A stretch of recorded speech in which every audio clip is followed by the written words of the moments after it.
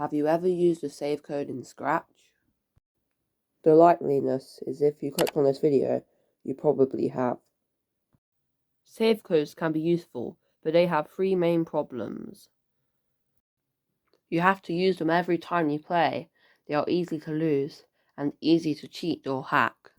So, I thought long and hard about the problem, and I present to you the solution.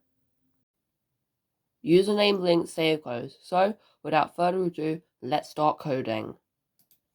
Create a new project, and the first thing you're going to want to do is make a list for all sprites called username savecodes.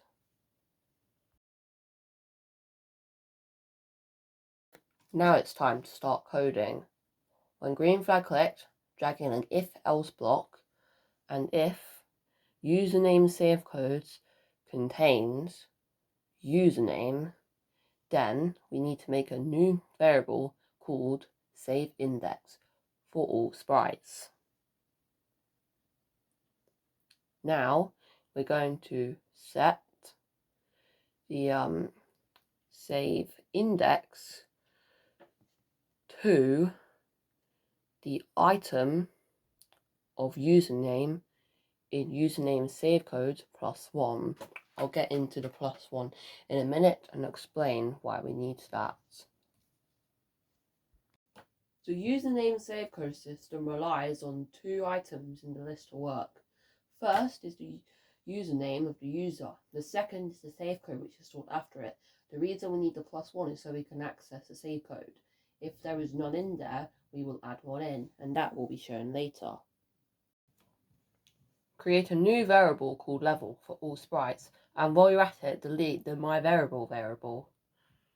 Now, set level to letter 1 of item save index of username savecode. Now for the else part of the loop. If there is no username in the list, then we must create a username in the list, create a savecode after the username, and if we want, we can put up a pop-up telling the user that their save is backed up to their Scratch account.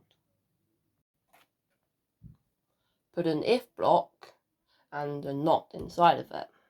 Put an equals inside of the not, change the second value to blank, and put the first blank as username. Then add username to username savecodes. Then we need to add 1 to username savecodes, and then set level to 1. Now we can say that the data is backed up. You can change the second value to what you want, and if you want to make a pop-up, you totally can. It will work better than my save system. This is just for time saving.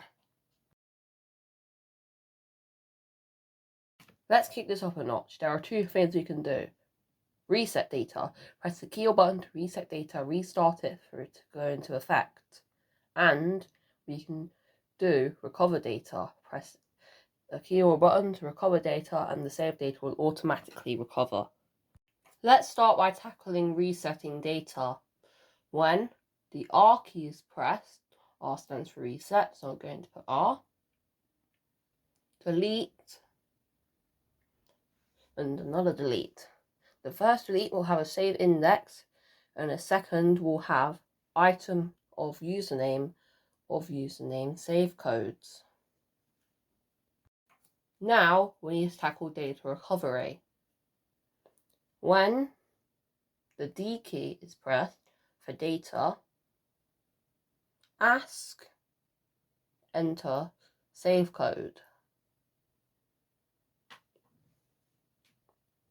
Replace the item save index of username savecode with the answer, and then duplicate the level from the first script into it.